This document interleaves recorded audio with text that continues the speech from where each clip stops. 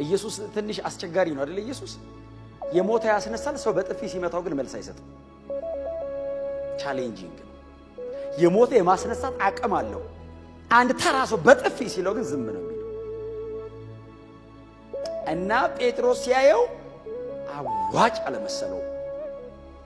ስለዚህ እንደምንም ብሎ አሳሸጦ ሰይፍ ገዝቷል፣ ደበቅ አድርጓታል። እኔ ይገርመኛል እኮ ጴጥሮስ የእኛን ዘመን ክርስቲያን ነው የሚመስለው። ሰይፍ ታጥቆ ነው የሚጸልየው። ደበቅ እውነቴን አይደል የምናገረው? ዘንድሮ ቸርች ያለው ሰው እኮ ነው ያስቸገረው። ደበቅ አድርጓታል። አሁን ይኸውላችሁ የእኛ ሀገር ሰይፍ ባይዘው ያጋልጣል።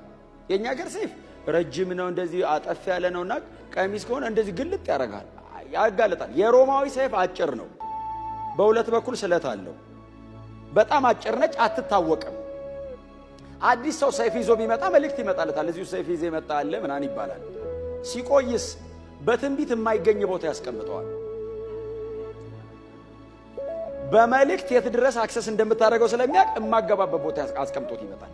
ጴጥሮስ ስለከረመ ነው የማይገኝ ቦታ አስቀምጣት።